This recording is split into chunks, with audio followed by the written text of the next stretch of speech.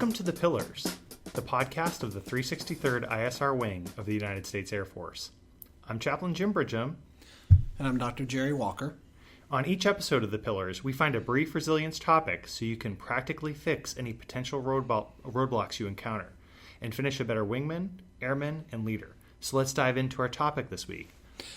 So what are we talking about today? I think we're going to talk about caffeine, which is one of my favorite topics. Fantastic. I actually knew we were going to talk about caffeine. So what I did is I intentionally hypercaffeinated myself for today's talk. So I'm already feeling really jittery and my mind's running 1,000 miles an hour. So if I seem disjointed or don't make any sense, that's what I'm chalking it up to. So you get the effects of caffeine in real time. And I went to a popular coffee chain that's located on our base here at Langley and drank a mass amount of caffeine today as well because I thought it would be awesome to do. And frankly, that's what a lot of us do to get through the duty day. It is true. And for good reason. I mean, caffeine does a lot of really great things for our brains. I mean, it excites our brain and nervous system. It gets it pumping, just like how we get the blood flowing through our veins when we're exercising. So it helps to stimulate our attention and awareness, can really help us actually when it comes to focusing on certain things. But just like everything good that we do or that we put into our bodies, there is a certain limit where too much can become overwhelming and actually lead to negative effects. So just like everything else that's fun in life, you have to approach it with moderation. Yep, and I think that there's some positives to it. In fact, I did some history research for this. I do love coffee particularly. I probably have what you call a problem with coffee. Quotes. So what happened was coffee originated in Ethiopia, and it was exported from there primarily to Arabia. And for a long time, believe it or not, coffee was viewed as a Muslim drink. It was viewed as a spiritual drink that was just owned by the Muslim community. And some scholars actually credit with the fact that during some of the Dark Ages, when all these great additions and movements intellectually within the Arab Peninsula were credited to these small areas where people would gather together and drink coffee and talk about things. And we talked about the concept of coming up with the number zero. Yeah, so, there are a lot of things that scientific discoveries that we can actually trace back and credit to the Arabian Peninsula. Things like the Arabic number system, for one, which included for the first time the number 0, which prior to that, if you're familiar with the Roman numeral system, they didn't have a number or a mark indicating 0. And believe it or not, that was a huge discovery at the time, and it changed the way that we think about mathematics and in turn science. And just like so many other discoveries from the Arabian Peninsula, we've co-opted those in our European and American cultures today. But it started with a bunch of intelligent minds getting together and discussing these different concepts and certain substances, caffeine being one of them, may have been a part of those conversations. Yeah, I mean, they gathered in these communities, and it became like a place that wasn't their home and wasn't their work, but they could develop and learn a third place, which is a concept that's used by some large chains. Yeah, go into that. So I think we do have something kind of like that. Yeah, we do. I mean, that's that community aspect. We have it in coffee shops, right? Right. And among other places. And so we gather around water holes, we gather around the coffee pot, Right. Depending on how disgusting it is in whichever shop you're in. And, thank goodness it was actually coffee when it was brought into Europe, and it was finally used by people in Europe. They said, well, why should the Arabian Peninsula have the monopoly on this drink? Like, they're getting all of this great movement and great benefits from caffeine. However, it can also become problematic, I think, if you have too much, whether it's coffee or caffeine, right? Yeah, absolutely. So I've focused on the positive effects that caffeine can have on your brain, but it also can take a toll on your body, particularly because just like any other substance that we imbibe, the first pass is through the liver, and so our liver actually does a really good job of trying to break down those nutrients and filter out the bad stuff before it even gets into our bloodstream. And then whatever's left over hits our brain, our different organs throughout the body in addition to the brain, and then will ultimately be filtered out by the kidneys and excreted as urine. And when you have high proportions of any particular substance, whether that's alcohol, tobacco, or in this case caffeine, accumulate in your bloodstream, it can really tax your kidneys when it's time to filter that out and get rid of it out of your body. And so I know for me, actually, I just recently went to the bathroom after consuming a ton of caffeine, and I am definitely dehydrated. I mean, I feel it too, because I'm getting a little bit of a headache. This may be TMI, but urine was definitely a darker color than it normally is. So I know, okay, I'm dehydrated. And that's actually one of the effects of caffeine as well. It's a diuretic. So not only is it reducing the amount of water that you have available in your body, but it's spurring your kidneys to excrete more water as well. So you're going to get dehydrated a lot more quickly, depending on the quantity of caffeine that you consume. But that's just one of those things to watch out for at higher levels of caffeine use. Moderate levels of caffeine use, usually if you do a 1-to-1 ratio of like a coffee and a cup of water, you're helping to balance that out. So what are some, let's say I'm on shift, I'm trying to stay awake, I've got a lot going on. What are some good tips on how to use caffeine smartly? Sure. Well, a lot of us have this habit, I guess, of getting a coffee or an energy drink early in the morning. It's just part of our daily routine where we consume that on the way to work or first thing when we get to work. And I'm not saying that's bad, especially because I do it too, but we really should try to restrict our caffeine use to when we actually think we need it. Keep in mind that it takes about 15 to 30 minutes, depending on your physiology, for caffeine to actually get through your bloodstream to the brain, for you to actually feel the effects from the time you take that first sip.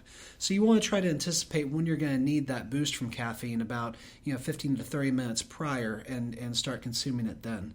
But what's really important is trying to keep a running tab on the quantity of caffeine that you're consuming.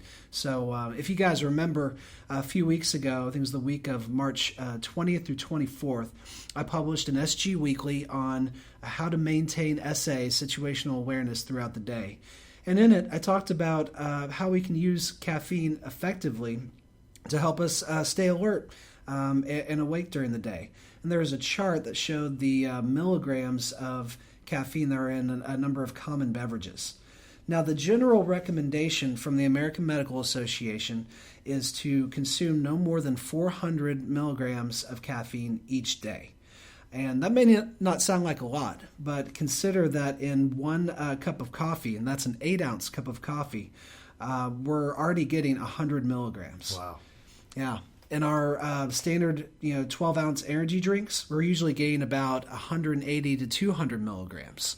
And so if you're having a cup of coffee and then an energy drink, you're already bumping up against 300 milligrams. And for some of us, that's like a normal morning at the office. And one of the things you'll notice is that even after just one cup of coffee, you start to feel a little jittery, maybe get somewhat restless. It can even spur anxiety. And if you're combining a lot of different caffeinated beverages, like I mentioned, coffee and energy drinks, you might get some nausea in your stomach, make you a little upset there. So that's a good indication that perhaps you're consuming a little too much too quickly.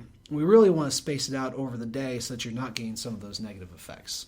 Yeah, and I know some of the things I do personally is I actually put butter in my coffee, which is a little strange, but what you do is if you put butter in coffee with coconut oil, it can actually give you some oils that help your brain, and they'll help you to be more present and not need as much coffee. So these are some safety tips.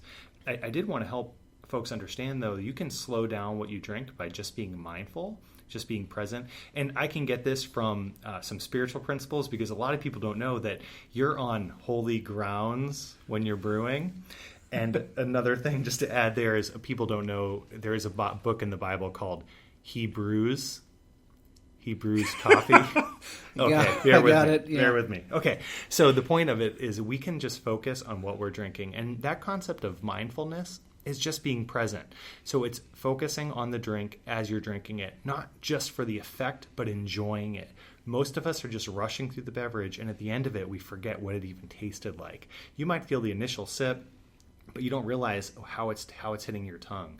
It sounds weird, and it sounds like I'm talking about someone drinking wine, but whether you're drinking coffee or an energy drink, just slow it down. Just realize what it tastes like in your mouth. It takes less than a second to do that, and that's that concept of mindfulness. And the thing is this, if you can be mindful when you're drinking an energy drink or coffee, you can be mindful when you're doing important work for the nation. You can be mindful when you're with your family at home. You can be mindful over a meal. So you're actually practicing a spiritual life skill that can really help you in many ways. All by drinking coffee. Yeah. So, if you take anything away from this, there are a lot of benefits to coffee. It helps us, keep alert, keep our attention on our tasks. It can be a social tool. It's how we enjoy a community atmosphere and interact with other people. It can even help us when it comes to mindfulness and our own type of spirituality. Mm-hmm. But like I said before, too much of any good thing can actually be a bad thing. So just keep in mind that 400 milligram rule. And one of the ways that you can compute that easily, because it's not always listed on all of our beverages, is think about no more than 4 cups of brewed coffee per day, or no more than roughly 5 cans of soda. Of course, if you're consuming that much, you're getting a ton of sugar and a ton of empty calories anyway. So I would stay away from that. And no more than 2 standard size energy drinks. We're talking about the 12 to 16 ounce energy drinks, and that's per day. When you're saying cups, you're not saying like the cups of coffee specifically. You're not talking about the ginormous cups. You're talking a 8-ounce cup or so. Right. So standard cup, as in 8-ounce measurement, not the big gulps that you get from some of those chain stores and 100 or gallon size mugs that you can bring. That would be substantially detrimental to your health. And one other thing I want to note. There's plenty of research out there about what caffeine does for the adult body, but for those of you with kids, one thing to keep in mind is that their bodies work and they function a lot differently than ours. They're not essentially small adults. Their bodies are still growing and changing and doing a lot of other things, maybe not as focused on filtering out some of these chemicals that we can easily consume as adults. So you really want to try to limit the caffeine that your kids are drinking until they're about midway through adolescence. So I couldn't find any generic guidelines, but just take that into consideration, especially if, say, you've got a high energy, hyperactive kid. That's not going to calm them down. It's just going to help spur them up even more. So just like with the same rules that apply to us should especially apply to our kids when it comes to moderation of caffeine use. Well, I think this is great, and I think the moderation can come from just enjoying it. And honestly, I love going to a coffee shop and sitting there, just enjoying it and being part of that community. And wherever you're drinking energy drinks or drinking coffee, try to use it as an opportunity to connect with someone else, and that alone will slow it down. And I think that's just a good way to go. Do we have anything else we want to hit? No, I think I'm good. Don't think I'll be sleeping tonight, but I certainly feel great right now, so that's something. Thanks for encouraging or entertaining this idea. This was my idea to drink as much caffeine as possible for today, and I hope you enjoyed our fast-paced podcast. So if you do have any questions or follow-up points, you can email either of us. We're in the global address list. You can connect with us through Facebook as well. And if you have any questions, just let us know. We're happy to help you in everything you do. And finally, I say this every week, but thank you for everything you do. You guys have a tough job. You're working really hard, long hours. We put incredible demands on you and your family. We just want to let you know that we're praying for you. We're encouraging you. We're rooting for you. And if you need help, just come and ask. And feel free to come by my office anytime for a cup of coffee. Absolutely. I'll see you. Thanks. Have a great week.